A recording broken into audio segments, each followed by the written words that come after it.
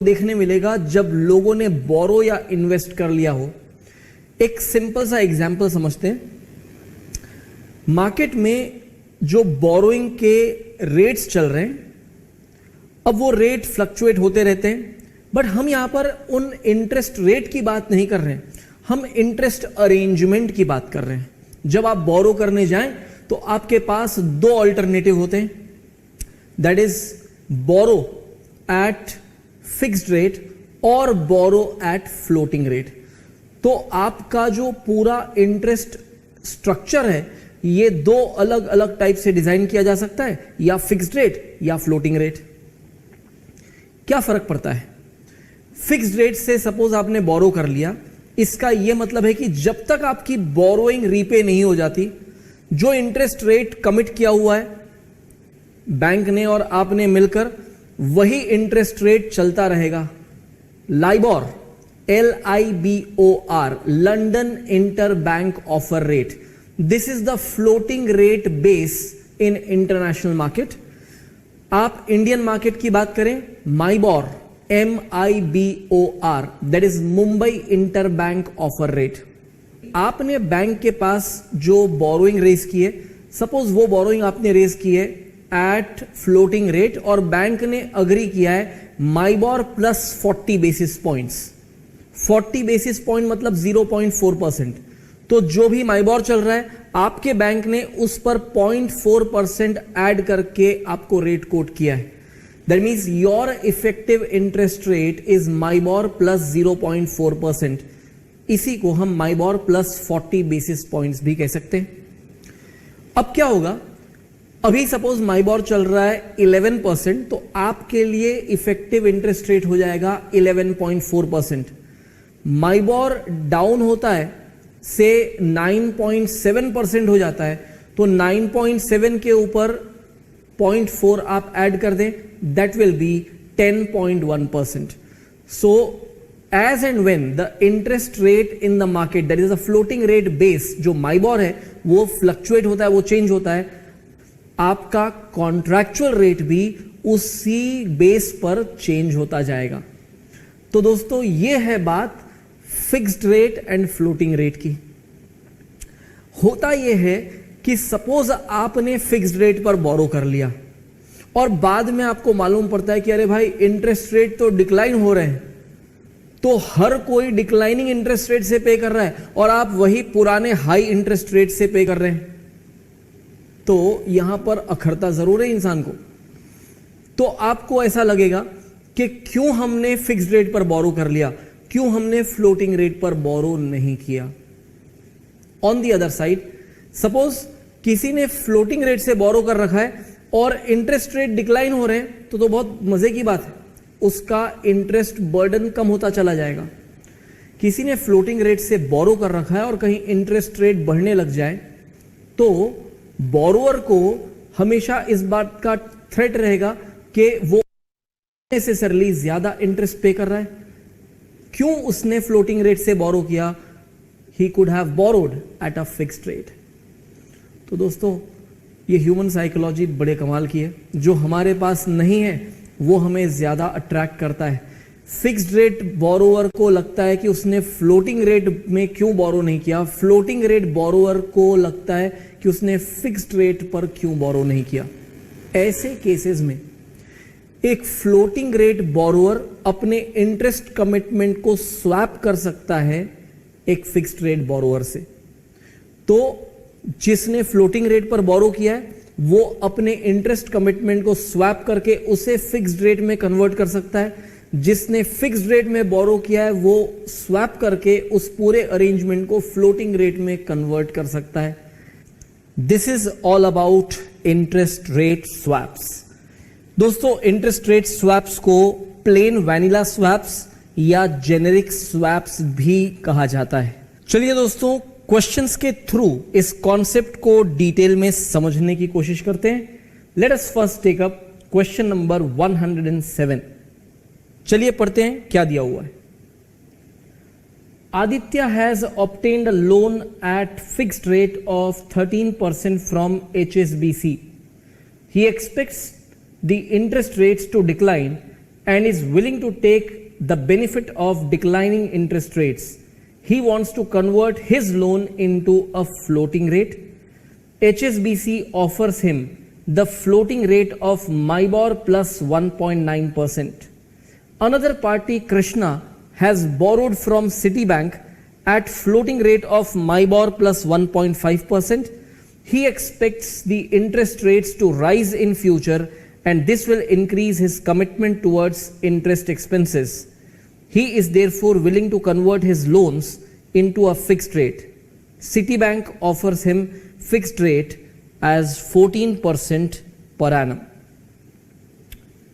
Both the parties approach NJ Limited, a swap bank, to find out whether any swap deal can be effected and decide to swap their interest obligations, and the overall benefit of swap shall be shared by the three parties, including the swap bank, in the ratio of 5:5:4. You are required to, number 1, determine whether the interest rate swap deal can be effected, determine differential surplus that benefits each of the three parties, show how interest rate swap deal will be arranged, show how each party is benefited from the swap deal. चलिए दोस्तों, सबसे पहले हम इस पूरे question की analysis कर लें। इस क्वेश्चन में 2 नहीं 3 पार्टीज इन्वॉल्व हैं, 2 प्राइमरी बोरोवर्स, और इन्होंने अपना स्वैप अरेंज करवाया है थ्रू एन इंटरमीडियरी, जिसे यहां पर नाम दिया गया है स्वैप बैंक का। तो होता यह है कि जब आप बैंक के पास बोरो करने जाते हैं तब आपके पास पूरा बार्गेनिंग पावर होता है। आप बैंक मैनेजर से या बैंक के किसी एग्जीक्यूटिव से बहुत बढ़िया तरीके से डील कर सकते हैं। आप उनको बोल सकते हैं कि देखो भाई, मेरे पास बहुत सारे ऑल्टरनेटिव है, आप मुझे बेस्ट रेट ऑफर करो वरना मैं कहीं और से बोरो कर लूं। बट जब आप ऑलरेडी बोरो कर चुके हैं और उसके बाद बैंक के पास पहुंचते हैं और ये कहते हैं कि भाई मेरे फिक्स्ड रेट को फ्लोटिंग में कन्वर्ट कर दो और वाइस वर्सा मेरे फ्लोटिंग रेट को फिक्स्ड में कन्वर्ट कर दो, इस समय पर बैंक आपकी सिचुएशन का पूरा फायदा उठाएगा। आपको बहुत अच्छे रेट्स ऑफर कभी नहीं किए जाएंगे क्योंकि bank is not interested. Bank बोलेगा ठीक है भाई, मैंने ये रेट दिया आपको, आपको जमता है तो आप अरेंजमेंट चेंज करो, नहीं तो जैसा चल रहा है वैसा कंटिन्यूड होगा। आप क्या करेंगे? यू आर स्टक, आप अटक गए, आपने बैंक के पास से ऑलरेडी बोरोइंग रेज कर लिए। तो ऐसे में ऑब्वियस बात है कि बैंक्स ने कोई रिवीजन ऑफर किया हो तो वो रिवीजन कभी भी बहुत अच्छे रेट्स नहीं होंगे। तो आप देखिए इस पूरे क्वेश्चन में 2 पार्टीज इन्वॉल्व हैं, आदित्य एंड कृष्णा। ये दोनों ने अपने अपने बैंक से, एक ने फिक्स्ड रेट पर और एक ने फ्लोटिंग रेट पर बोरो कर रखा है। फिक्स्ड रेट वाले को अब फ्लोटिंग रेट चाहिए और फ्लोटिंग रेट वाले को अब फिक्स्ड रेट चाहिए। इनके पास 2 रास्ते हैं, एक तो खुद के बैंक के पास जाकर अरेंजमेंट चेंज करवा लो। दोस्तों, इसे स्वैप नहीं कहा जाता, this is just alteration of interest arrangement through your own bank. तो जो आपका प्राइमरी बेस है लोन का, बोरोइंग का, वो जो बेस है वही चेंज हो जाएगा, इसे स्वैप नहीं कहा जाता। स्वैप तो तब होगा जब आदित्य और कृष्णा आपस में अपने अपने इंटरेस्ट ऑब्लिगेशंस को इंटरचेंज कर दें। ये 2 लोग डायरेक्टली भी कर सकते हैं और ये 2 लोग स्वैप बैंक के थ्रू भी कर सकते हैं। तो हम सारे सिनेरियो समझेंगे। इस क्वेश्चन में हमें दोनों साइड से जो दोनों पार्टीज है, ये दोनों ने अप्रोच किया है स्वैप बैंक को। अब यहां पर स्वैप बैंक का रोल क्या है? अब दोस्तों, जिसको फिक्स से फ्लोटिंग में कन्वर्ट करना है अपना अरेंजमेंट, उसको कैसे मालूम पड़ेगा कि सामने कोई दूसरी पार्टी होगी जिसने फ्लोटिंग रेट से बोरो किया होगा और अब उसे फिक्स्ड रेट में कन्वर्ट करना है? जब तक एक फिक्स टू फ्लोटिंग कन्वर्ट करने वाले बोरोवर को एक फ्लोटिंग टू फिक्स्ड कन्वर्ट करने वाला बोरोवर नहीं मिलता, स्वैप अरेंज नहीं किया जा सकता। अब बोरोवर को दूसरा ऐसा बोरोवर कहां से मिले? तो भाई स्वैप बैंक के पास जब कोई बोरोवर अप्रोच करता है और अपनी रिक्वायरमेंट बताता है, तो एक ब्यूरो की तरह, एक इंटरमीडियरी की तरह इनके पास बहुत बड़ा डेटाबेस होता है। तो आज एक मैरिज ब्यूरो में जैसे एक कैंडिडेट की दूसरे के साथ कुंडली मिलाई जाती है, उनके फीचर्स मिलाए जाते हैं, उनकी रिक्वायरमेंट्स मिलाई जाती है और सजेस्ट किया जाता है कि भाई आप इनके साथ शादी कर सकते हैं। वैसे ही स्वैप बैंक अलग अलग टाइप की नीड वाले जो बोरोअर्स हैं उनकी कुंडली मिलाने का काम करता है, यानी कि एक फिक्स्ड रेट बोरोअर को एक फ्लोटिंग रेट बोरोअर से आमना सामना करवा देता है और फिर उनके बीच में ये पूरा स्वैप अरेंजमेंट भी एग्जीक्यूट करवा देता है। आइए दोस्तों पूरे क्वेश्चन को और अच्छी तरह समझ लें कि क्वेश्चन ने एग्जैक्टली क्या इंफॉर्मेशन कन्वे की है। एक पार्टी है आदित्य, उसने HSBC से बोरो किया हुआ है एट 13% फिक्स्ड रेट। दूसरी पार्टी है कृष्णा, जिसने सिटी बैंक से बोरो किया है एट माइबोर प्लस 1.5% यानी कि एक फ्लोटिंग रेट से। अब जो हमारा पहला पार्टी है आदित्य, इस पार्टी को अब फिक्स्ड रेट नहीं चाहिए, इसे चाहिए फ्लोटिंग रेट। इसके बैंक ने ऑफर किया है माइबोर प्लस 1.9%, ये कुछ महंगा रेट ऑफर किया है। वैसे ही ऑन दी अदर साइड ये कृष्णा जो है उसने अभी बोरो किया हुआ एक फ्लोटिंग रेट से, इसे फिक्स्ड रेट में कन्वर्ट कराना है अपना सारा अरेंजमेंट। उसके बैंक ने, सिटी बैंक ने उसे ऑफर किया है 14%। ये दोनों अप्रोच करते हैं एक स्वैप बैंक के पास और स्वैप बैंक को रिक्वेस्ट करते हैं कि भाई क्या हमारे अरेंजमेंट का कुछ स्वैप हो सकता है क्या। आदित्य को नहीं मालूम कि कृष्णा कौन है और वैसे ही Krishna is unaware of who is Aditya. ये दोनों इंडिविजुअली अप्रोच कर रहे हैं स्वैप बैंक को। ये दोनों यदि एक दूसरे को जानते होते तो वो स्वैप बैंक को शायद बीच में इन्वॉल्व नहीं करते। एनीवे, अब जब स्वैप बैंक इन्वॉल्व हो ही गया है तो वो इनकी रिक्वायरमेंट को समझकर ये डिसाइड करेगा कि इनके बीच में कोई स्वैप डील अरेंज हो सकती है या नहीं। ये पता लगाना बहुत जरूरी है कि स्वैप डील हो सकती है कि नहीं। इसके लिए एक बड़ी सिंपल सी टेक्निक है। आपको यह देखना होगा कि इनके एग्जिस्टिंग इंटरेस्ट का जो टोटल आता है और जो इनके रिवाइज्ड रेट का जो टोटल आता है। एग्जिस्टिंग इंटरेस्ट रेट का टोटल मतलब जो दोनों पार्टीज अपने अपने बैंक को अभी जिस रेट से पे कर रहे हैं उन दोनों रेट का आप एग्रीगेट ले लीजिए, और जो इनके रिस्पेक्टिव बैंकर ने नए रेट्स ऑफर किए हैं दूसरे अरेंजमेंट में, उन रिवाइज्ड रेट का, उन नए रेट का भी एग्रीगेट कर लीजिए। अब ये जो नया रेट है ये एग्जिस्टिंग रेट से ज्यादा हुआ तो गारंटी है कि स्वैप डील अरेंज की जा सकती है, क्योंकि जो एग्जिस्टिंग रेट है वो कम है और ऑफर किया हुआ बैंक का जो रिवाइज्ड रेट है, नया रेट है, वो ज्यादा है। तो instead of approaching their own bank they will be better off by swapping their arrangements. तो इसे कैसे लिखा जाएगा मैं आपको यह भी बता दूं। आप सबसे पहले इस पूरे अरेंजमेंट को समझ लेने के बाद आप पहले आगे की बातें लिख लीजिए जो अभी अभी हमने डिस्कस की। Determining weather a swap deal can be affected. Existing aggregate, अब देखिए 13% जो था वो आदित्य का इंटरेस्ट ऑब्लिगेशन था, माइबोर प्लस 1.5 कृष्णा का ऑब्लिगेशन था। 13 प्लस माइबोर प्लस 1.5 जब हम एग्रीगेट कर लें तो माइबोर प्लस 14.5 आ जाता है एग्जिस्टिंग एग्रीगेट। रिवाइज्ड एग्रीगेट आ जाता है माइबोर प्लस 1.9 जो आदित्य के बैंकर ने नया रेट ऑफर किया था, और 14% जो कृष्णा के बैंकर ने नया रेट ऑफर किया है, इसका एग्रीगेट आ जाता है माइबोर प्लस 15.9।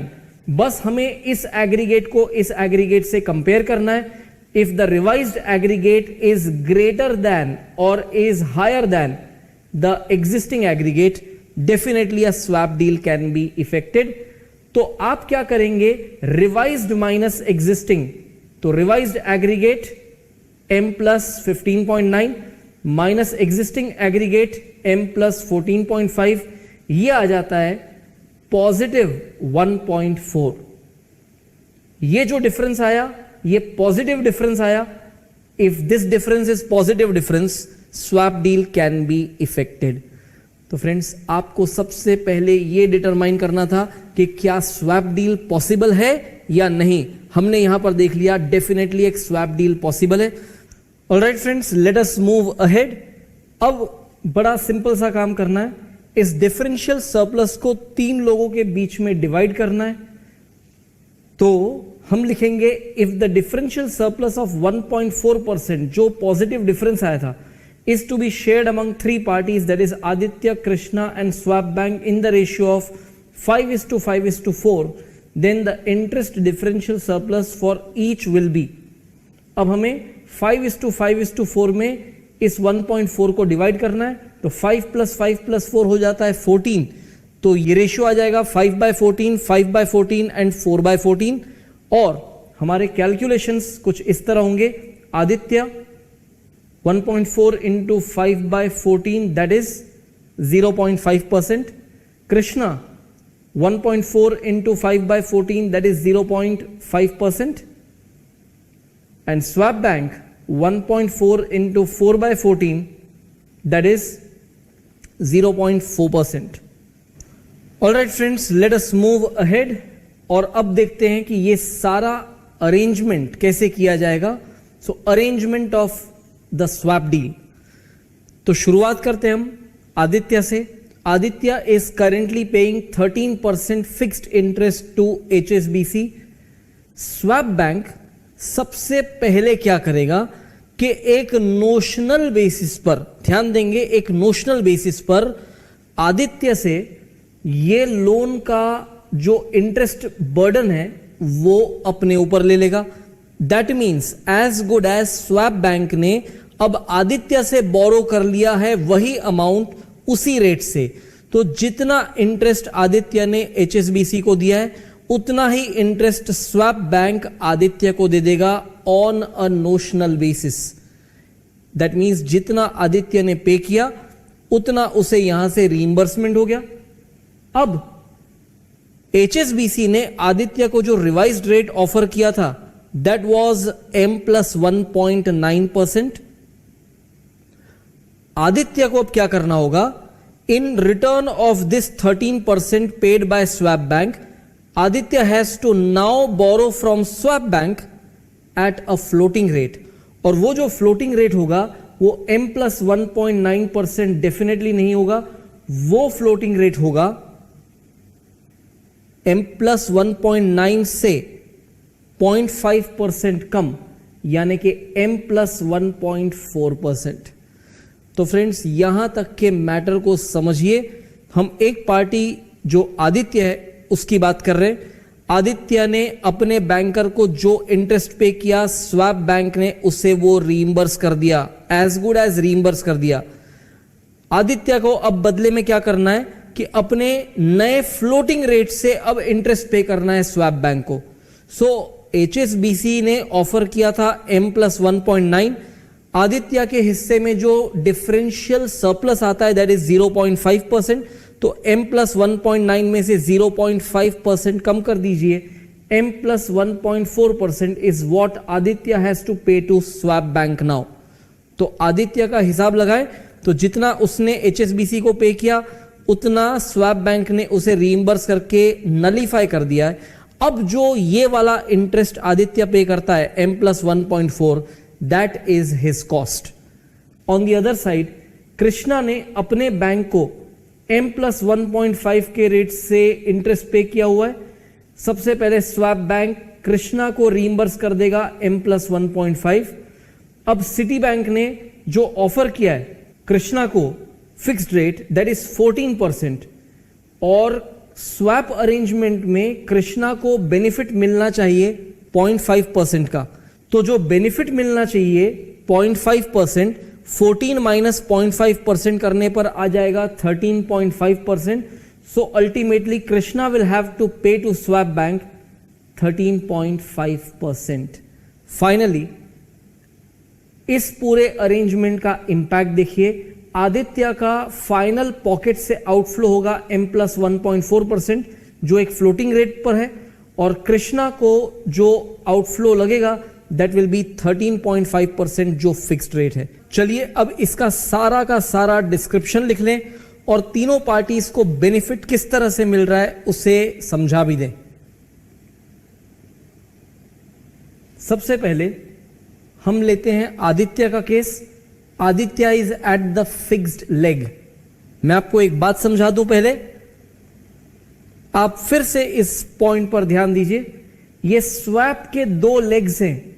जो आदित्य है वो अभी फिक्स्ड रेट पे कर रहा है, इसलिए आदित्य को बोला जाता है कि Aditya is at the fixed leg, whereas Krishna is at the floating leg. So हम पहले मैटर डिस्कस कर रहे हैं आदित्य का, who is at the fixed leg. The swap bank shall borrow from Aditya on notional basis at the same rate that Aditya pays to his bank, that is 13%. ये मैंने आपको समझा दिया, ये सिर्फ लिखने की फॉर्मेलिटी बाकी है। Thereby, swap bank shall reimburse the interest of the same amount to Aditya that he has paid to his bank. In turn, Aditya shall borrow from swap bank on notional basis at an interest rate which is 0.5% lower than the rate offered by his bank, that is M plus 1.4%. With this arrangement, Aditya could convert his fixed rate loan into a floating rate loan, that too at lower rate. Alright friends, let us move ahead और कृष्णा का case लिख लें। So, the other party, Krishna at the floating leg, swap bank shall borrow from Krishna on notional basis at the same rate that Krishna pays to his bank, that is M plus 1.5%. Thereby, swap bank shall reimburse the interest of same amount to Krishna that he has paid to his bank.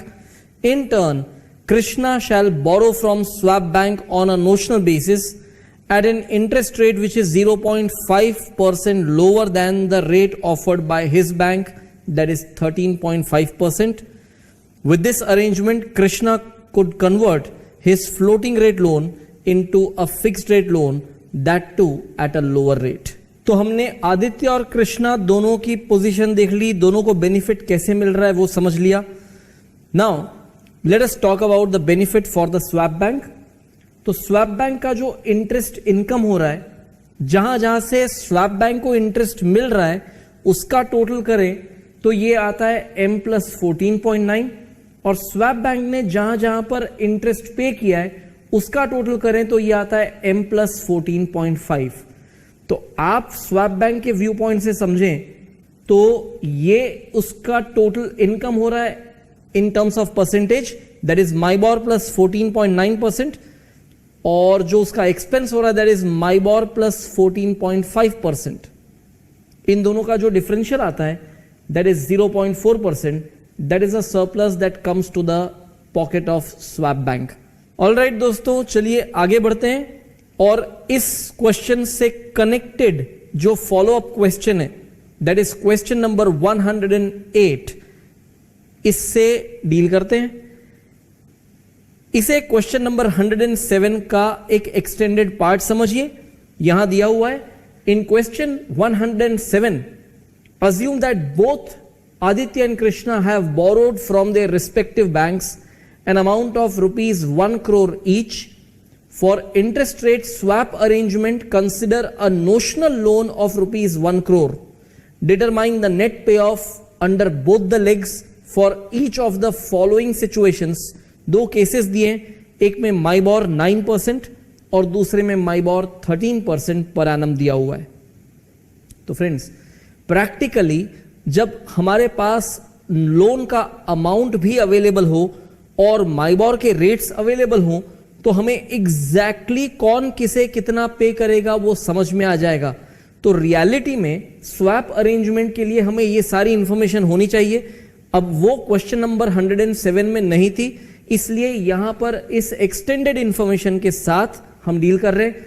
चलिए एक एक party का view point देख लें, और दोनों ही cases में when MIBOR is 9% and when MIBOR is 13%। तो चलिए सबसे पहले हम केस लेते हैं, case 1 where MIBOR is 9%, and first we begin with view point of Aditya. Aditya ने जो अपने बैंक को इंटरेस्ट पे किया है इट इज एट 13% और लोन का अमाउंट है 1 करोड़। तो आदित्य ने अपने बैंक को जो इंटरेस्ट पे किया है एक्चुअल में, ध्यान देंगे, this is the actual payment made by Aditya to his bank, ये एक्चुअल आउटफ्लो हुआ आदित्य का। अब जितना भी इंटरेस्ट आदित्य ने पे किया है, स्वैप बैंक उसे उतना ही अमाउंट रीइंबर्स कर देगा. That means interest received from swap bank will B exactly same amount. ये 13 लाख के सामने 13 लाख मिलेगा. तो दोस्तों एक डिफरेंस देखिए, जो आदित्य ने अपने बैंकर को ओरिजिनली पे किया है, that is actual payment made by Aditya to his bank, जबकि स्वैप बैंक ने जो पे किया है वो नोशनल है. तो आप कहेंगे कि भाई ये नोशनल पेमेंट रीइंबर्समेंट कैसे हो सकता है? इसीलिए मैं कह रहा हूं फ्रेंड्स कि आप 1 मिनट ध्यान रखकर आगे की बातें समझ लें तो आपको पूरा मैटर क्लियर हो जाएगा.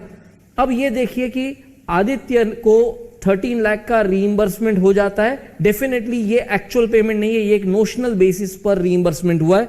सामने आदित्य ने भी तो M+1.4% पर अग्री किया है ना स्वैप बैंक को पे करने के लिए. तो interest paid to swap bank will be at the rate of M+1.4%. बेटा ये 10.4 कैसे आया? क्योंकि हमारे पिछले क्वेश्चन में हमने ऑलरेडी फाइंड कर रखा था M+1.4% और इस बार माइबॉर है 9%, तो 9 में 1.4 ऐड करने पर यह हो जाता है 10.4%. तो जो इंटरेस्ट पे करना है आदित्य को स्वैप बैंक को, वो भी नोशनल बेसिस पर है और वो आता है 10,40,000. अब आदित्य के व्यू पॉइंट से सोचिए, ऑन नोशनल बेसिस उसे इंटरेस्ट रिसीव भी करना है और उसे इंटरेस्ट पे भी करना है. ये दोनों नोशनल हैं, बट इनका जो डिफरेंशियल आएगा वो इनकम ज्यादा है और एक्सपेंस कम है आदित्य के लिए. तो आदित्य को जो नेट डिफरेंस है वो रिसीव करने मिलेगा स्वैप बैंक से. और आप देखिए दोनों के डिफरेंस को हमने एक्चुअल बता दिया है. अब हम क्या करते हैं, ये जो पहला एक्चुअल पेमेंट था उसे हम एक्स करके मार्क करते हैं और इस वाले एक्चुअल रिसीट को वाई करके मार्क करते हैं.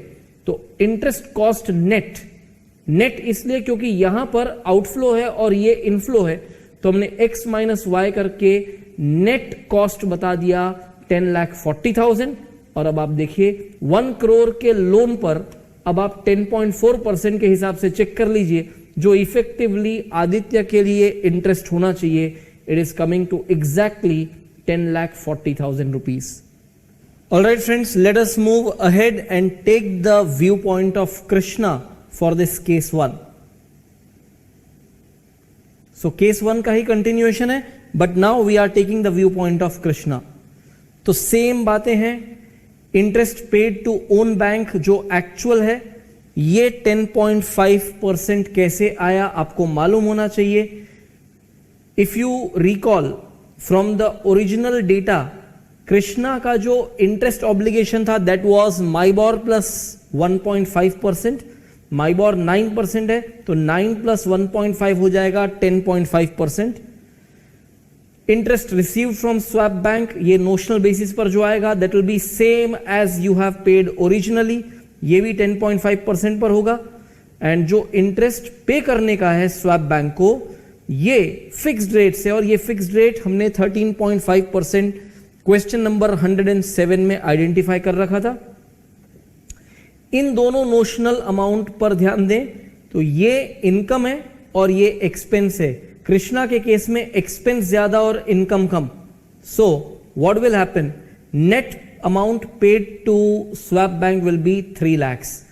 ये एक्चुअल आ जाएगा, ये तो एक्चुअल था ही, ये एक्चुअल आउटफ्लो, ये भी एक्चुअल आउटफ्लो, क्योंकि ये तो पे करना ही था, ये भी पे करना पड़ा. सो हमने इन दोनों एक्चुअल पेमेंट्स को x एंड y की तरह मार्क किया. Interest cost will be aggregate of x plus y, that will B 10.5 lakhs plus 3 lakhs, ये आ जाएगा 13.5 lakhs, and this is 13.5% of the loan amount. तो ऑब्वियसली कृष्णा के केस में floating rate से swap होकर ये हो गया था फिक्स्ड रेट ऑफ 13.5%.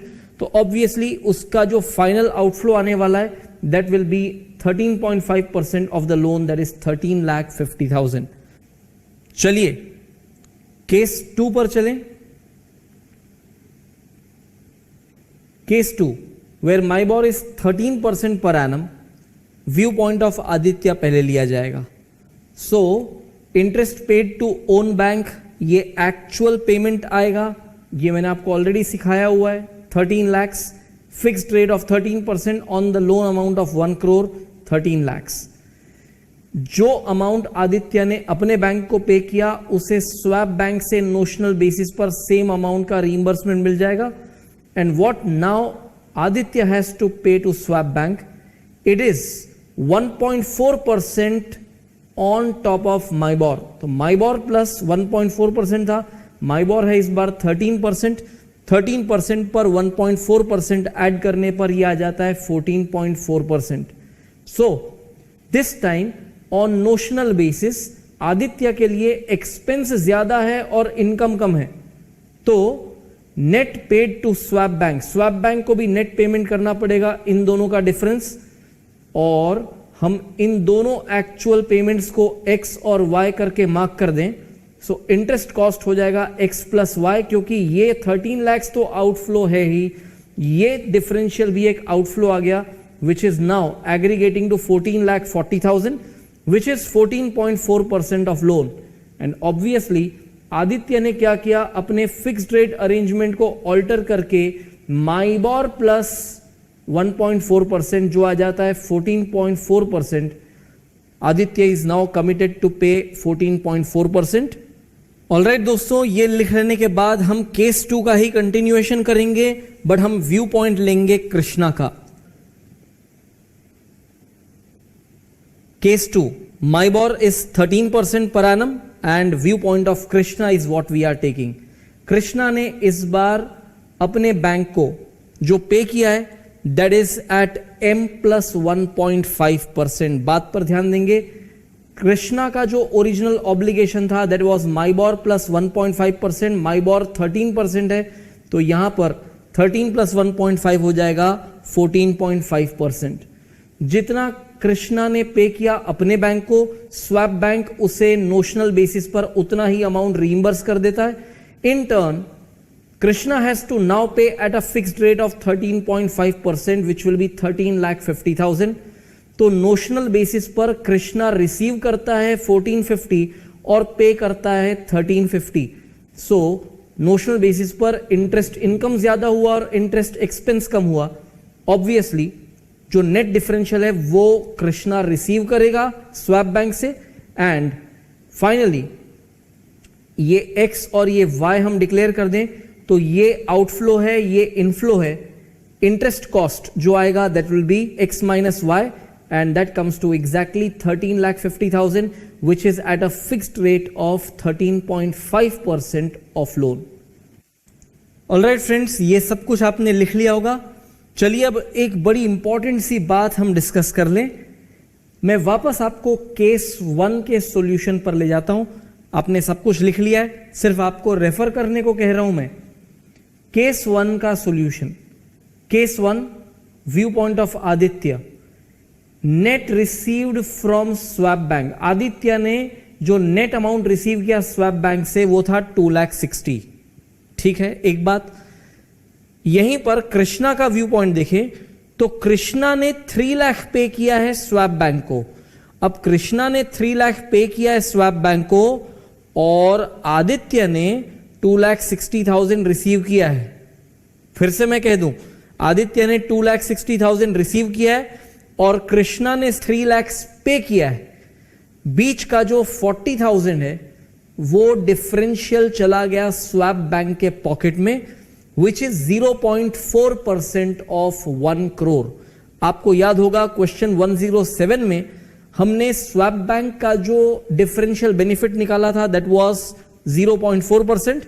तो ये 3 लाख और 2,60,000 का जो डिफरेंस है वो स्वैप बैंक के पॉकेट में जाता है, that is ₹40,000 which is 0.4% of 1 crore। अब केस 2 पर आते हैं, जब माइबॉर बढ़कर हो गया 13%। इस बार देखिए आदित्य पे कर रहा है स्वैप बैंक को 1,40,000 एंड स्वैप बैंक से रिसीव करता है कृष्णा 1 लाख।